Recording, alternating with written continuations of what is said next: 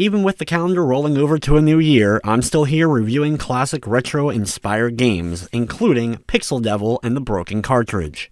But is this one pixel perfection, or is it truly the work of the devil?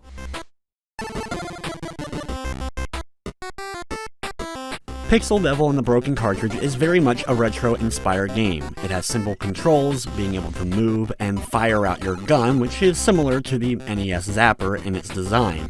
The game also will give you various upgrades that you gain from defeating certain bosses, and plays out similarly to Capcom's classic Darkwing Duck, as well as the likes of Mega Man and Cryon Conquest.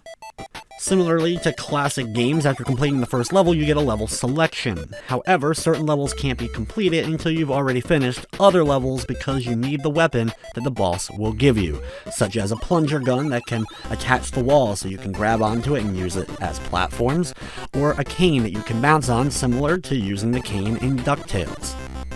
All of this would make for a rather interesting game, but unfortunately the platforming itself is just okay and on the stiffer side of things.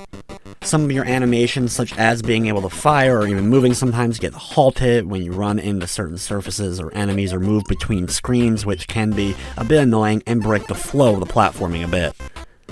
Most enemies in the game seem to be rather low to the ground, so it's actually really a nuisance to take out even the simplest of enemies, since when you fire, you'll end up firing above most of them. Thankfully, the bosses that are included in the game at least are somewhat enjoyable, but unfortunately they have kind of basic motions for their overall attack schemes, and a lot of times, as long as you have a good amount of health going in, you'll be able to take out them way before they're able to take out you. And like a lot of games similar to this one, it's not very long, roughly about 45 minutes to an hour in order to complete it. From the technical side of things, thankfully there was no problems as far as major glitching or crashing of any sort.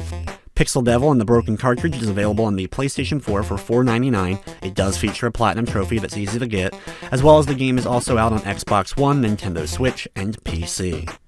Overall, as far as these retro games go, this one's okay. I do like the idea of gaining the different guns and being a big fan of some of the games it was clearly inspired by. I thought I was going to love this little retro experience, but unfortunately the relatively stiff controls and just kind of basic design of everything leaves a bit to be desired. With everything said, I'm going to be giving the game a 5 out of 10.